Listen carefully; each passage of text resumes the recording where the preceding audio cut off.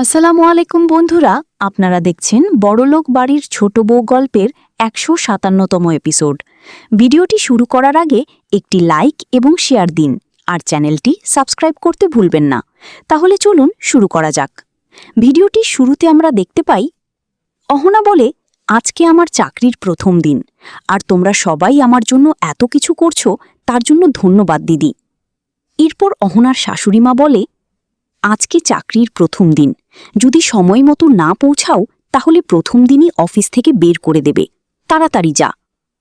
এরপর অহনা বাড়ির বউদের বলে, অফিসের যেমন টাইম হয় 10টা থেকে 5টা, সেরকম তোমরাও সকালে 10টার আগে সব কাজ সেরে 10টা থেকে 5টা পর্যন্ত নিজেদের মূর্তি বানানোর কাজ করবে।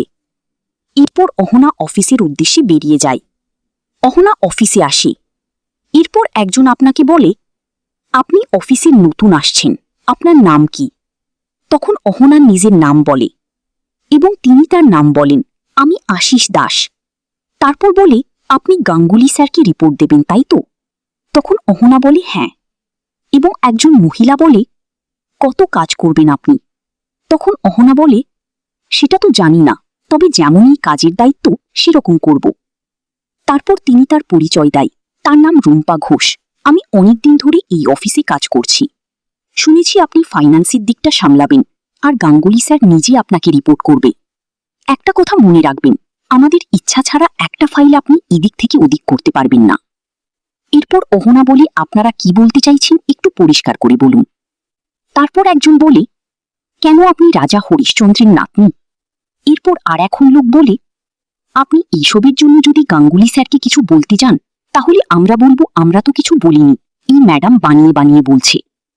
অহনা বলে, আমাকে এইসব ভয় দেখিয়ে কোনো লাভ নেই, আমি আমার মতো করে কাজ করব। অহনা বলে, আমি কাটমানি ছাড়া নিজের কাজ ঠিক চালাতে পারবো।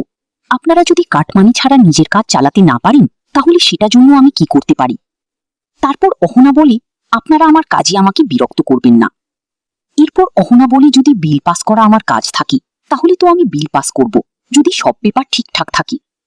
এরপর তাদের মধ্যে একজন বলে, আপনি আমাদের সাথে পঙ্গা নিচ্ছেন, স্যারকে ইমপ্রেস করার জন্য আমাদের এগেনস্টে যাবেন, আমারও স্বাদ ছাড়া এখানে টেকা মুশকিল। এরপর অহনা বলে, ঠিক আছে, তাহলে এটা তো আমার জন্য একটা চ্যালেঞ্জ। অহনা বলে, এই চাকরি আমি কষ্ট করে পেয়েছি, পরীক্ষায় ভালো নাম্বারে পাশ করেছি, সেই জন্য পেয়েছি।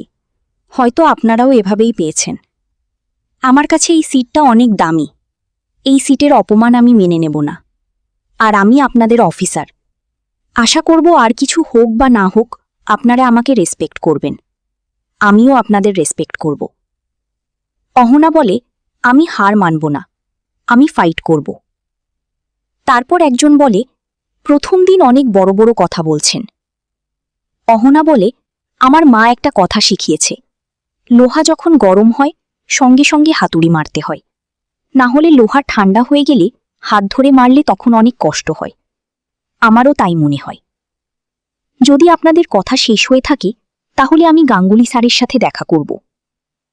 তারপর একজন নিয়ে আসে। তারপর গাঙ্গুলি চেম্বারে অহনাকে নিয়ে যায়। এরপর অহনা গাঙ্গুলি স্যারের অফিসে আসে এবং গাঙ্গুলি স্যার আপনাকে বলে, আপনি যে ডিপার্টমেন্টে কাজ করবেন সেই ডিপার্টমেন্টের সম্বন্ধে আপনি কিছু জানেন?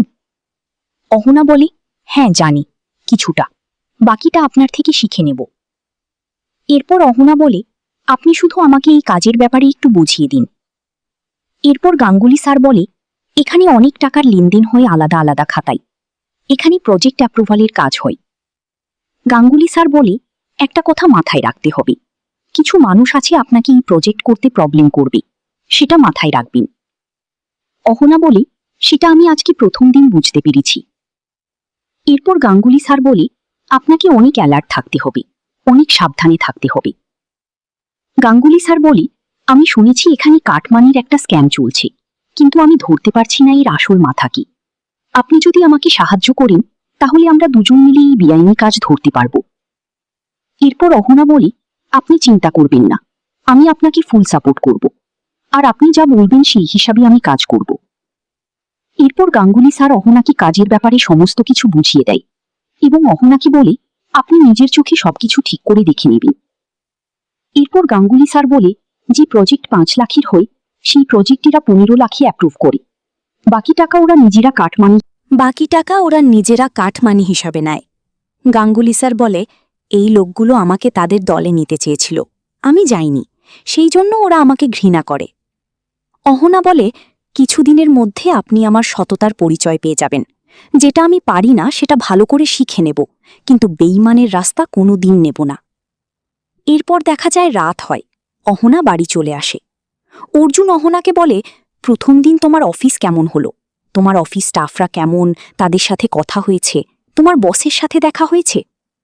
অহনা বলে, আমার কাজের যে জায়গা খুব একটা ভালো না।